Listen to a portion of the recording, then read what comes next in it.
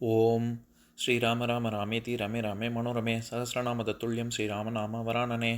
உலகம் யாவையும் தாமுழா வாக்கலும் நிலைபெறுத்தலும் நீக்கலும் நீங்களா அழகிலா விளையாட்டுடையார் அவர் தலைவர் அன்னவர் சரண் நாங்களே. எத்திர எத்திர ரகுநாத கீர்த்தனம் தத்திர தத்திர கிருத்தமாஸ்தகாஞ்சலிம் வாஷ்பவாரி பரிபூர்ணலோச்சனம் மாருதிம் நமது ராட்சசாந்தகம். அஞ்சிலே ஒன்று பெற்றான் அஞ்சிலே ஒன்றை தாவி அஞ்சிலே ஒன்று ஆறாக ஆரியர்க்காக ஏகி அஞ்சிலே ஒன்று பெற்ற அணங்கை கண்டு அயலாரூரில் அஞ்சிலே ஒன்றை வைத்தான் அவன் எம்மை அழித்துக் காப்பான். இன்னைக்கு நம்ம கம்பராமாயணத்துல பாலகாண்டத்துல மிதிலை காட்சி படலத்துல 131வது பாடல் பார்க்க போறோம். எயிலிருத்தவன் யானை உரித்த நாள் பயிலுறுத்து உரிபோர்த்த நல்பண்பு என புயல் விரித்து எழுந்தால் என பூதலம் குயிலுறுத்தி கொழும்புகை விம்மவே. இதுதான் பாட்டு. இப்ப நம்ம பதம் பிரிச்சு பொருள் பார்க்கலாம். எயில் எரித்தவன், திரிபுரத்தை எரித்தவன் சிவன். யானை உரித்த நாள், யானையை உரித்த காலத்தில் பயில் உறுத்தி உடலோடு செரியச் செய்து உரி போர்த்த, அந்த யானை தோலை மேலே போர்த்தி கொண்ட நல் பண்பு என நல்ல தன்மை போலவும், புயல் மேகங்கள் விரித்து எழுந்தால் என எங்கும் பரவி எழுந்தது போலவும், பூதலம் குயிலுறுத்தி பூமி முழுவதையும் நெருங்கச் செய்து கொழும்புகை விம்ம, அந்த மூலாக்னியின் புகையானது மிகுதியாக. இப்ப நம்ம இந்த பாட்டுல இருக்கக்கூடிய நயங்களை பார்க்கலாம். இதுல கொழும்புகை விம்மவே அப்படின்னு சொல்லி அங்க இன்னும் பொருள் முடிவு பெறல. நம்ம சென்ற பாடல்ல பார்த்தோம்ல, அதாவது விஸ்வாமித்திரர் மூலமா முகடு விண்டு தடாது இருள் படலை மூட சலித்தது எத்தலமும் தாவி அப்படின்னு. தலம்னா இடம்னு அர்த்தம். 3 உலகங்களும் சலிக்குமாறு அவருடைய கபாலத்திலிருந்து புகையானது மூண்டது அப்படின்னு. அது எப்பேற்பட்டது, அந்த புகையானது எப்படி இருக்கு அப்படிங்கறது இந்த பாடல்ல சொல்றாரு. எயில் எரித்தவன், சிவனுக்கான பெயர் இங்க என்ன சொல்றாரு, திரிபுரத்தை எரித்தவன். இந்த இடத்துல எயில் அப்படிங்கிறது எய் கூட்டல் இல். இல்லுன்னா இல்லத்தை குறிக்கும்.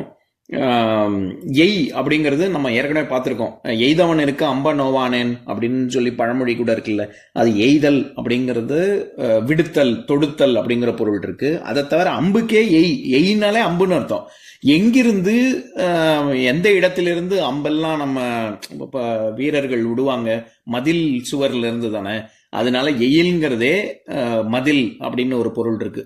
அதைத்தான் முப்புறம் எரித்த அப்படின்னு சிவபெருமான சொல்லுவாங்க. நம்ம எப்பவும் சொல்ற உதாரணம் தான். திருப்புகழ்ல கடவுள் வாழ்த்து பாடல்ல வருது இல்ல, கைத்தல நிறைகனி அப்பமோட அவல் பொறி கப்பிய கரிமுகன் அடிப்பேணி அப்படிங்கிற பாடல்ல முப்புறம் எரி செய்த அச்சிவன் உரை ரதம் அச்சது பொடி செய்த அதி தீரா அப்படின்னு.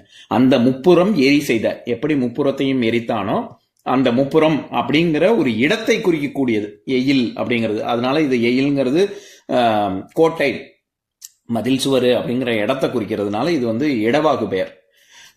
அந்த முப்புறத்தையும் எரித்த சிவன் அவன் என்ன செய்தான், யானை உரித்த நாள், யானை தோலை போர்த்தி கொண்டான் அப்படின்னு. இது நம்ம அதாவது சிவன் கஜ சம்ஹார மூர்த்தியாக காட்சி அளிக்கக்கூடியதை கம்பர் இங்க பொருத்தி காமிக்கிறாரு.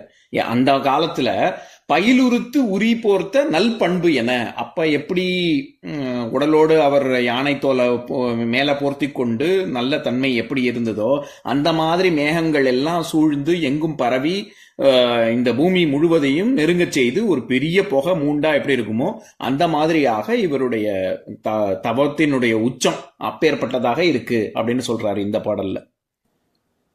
உடம்போட இறுக்கமாக போர்த்தி கொண்டார் அப்படின்றதுக்கு, எவ்வளவு இறுக்கமாக, ரொம்ப நெருக்கமாக போர்த்தி கொண்டார் அப்படிங்கிறதுக்கு பயிலுறுத்து உரி போர்த்த நல்பண்பு அப்படின்னு சொல்றாரு. இந்த இடத்துல நம்ம பயிற்சி அப்படின்னு திரும்ப திரும்ப நம்ம செய்யறது தானே நம்ம பயிலுதல் பயிற்சி அப்படின்னு சொல்றோம். அது அவ்வளவு நெருக்கமாக, அது மசில் மெமரி அப்படின்னு சொல்றோம்ல, அந்த மாதிரி ஆகிற வரைக்கும் பண்றது தானே பயிற்சி. அதனால அவ்வளவு நெருக்கமாக எப்படி போர்த்தி கொண்டாரோ அந்த மாதிரி அப்படின்னு. அதே மாதிரி பூதலம் குயிலுறுத்தி அப்படின்னா பூமி முழுவதையும் ரொம்ப சுத்தி வளைச்சிடுச்சு அந்த கொழும்புகை. ரொம்ப மூலாக்னி புகையானது பூமி முழுவதும் சூழ்ந்து கொண்டது அப்படின்னு சொல்றாரு. எப்படி அப்படின்னா ரொம்ப ஜாஸ்தியா அப்படின்ற வார்த்தைக்கு விம்மவே, விம்மல். நம்ம எப்பவுமே சும்மா பேச்சு வழக்குல சொல்லுவோம்ல பம்முதல் அப்படின்னு. பம்முதல்னா அடிபணியுதல் குறைதல்னு அர்த்தம். விம்முதல்ங்கிறது அதுக்கு நேர எதிர்ப்பதம், மிகுதிய குறிக்கும்.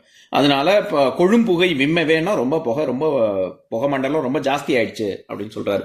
இப்ப நான் பாட்டை இன்னொரு தடவை படிக்கிறேன் கேளுங்க. எயில் எரித்தவன் யானை உரித்த நாள் பயிலுறுத்து உரிபோர்த்த நல்பண்பு என புயல் விரித்து எழுந்தாலென பூதலம் குயிலுறுத்தி கொழும்புகை விம்மவே. இன்னொரு நாள் இன்னொரு பாட்டு பார்க்கலாம்.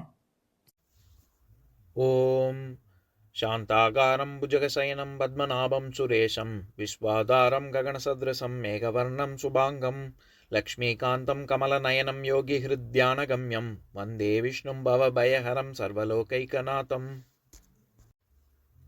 உம்பரோடு இம்பர்காரும் உலகம் ஓர் ஏழும் ஏழும் எம்பெருமான் என்று ஏத்தி இறைஞ்சி நின்று ஏவல் செய்ய தம்பியரோனும் தானும் தருமமும் தரணி காத்தான் அம்பரத்து அனந்தர் நீங்கி அயோத்தியில் வந்த வள்ளல். ஓம் பூர்ணமதః பூர்ணமிதம் பூர்ணாத் பூர்ணமுதஸ்யதே பூர்ணஸ்ய பூர்ணமாதாய பூர்ணமேவாவசிஷ்யதே. ஓம் சாந்தி சாந்தி சாந்திஹி. ஓம் சர்வேஷாம் ஸ்வஸ்திர்பவது சர்வேஷாம் சாந்திர்பவது சர்வேஷாம் பூர்ணம் பவது சர்வேஷாம் மங்களம் பவது. ஓம் சாந்தி சாந்தி சாந்திஹி. ஓம் சர்வே பவந்து சுகினः சர்வே சந்து நிராமயாः சர்வே பத்ராணி பஷ்யந்து மா கஷ்சித் துக்கபாக் பவேத்.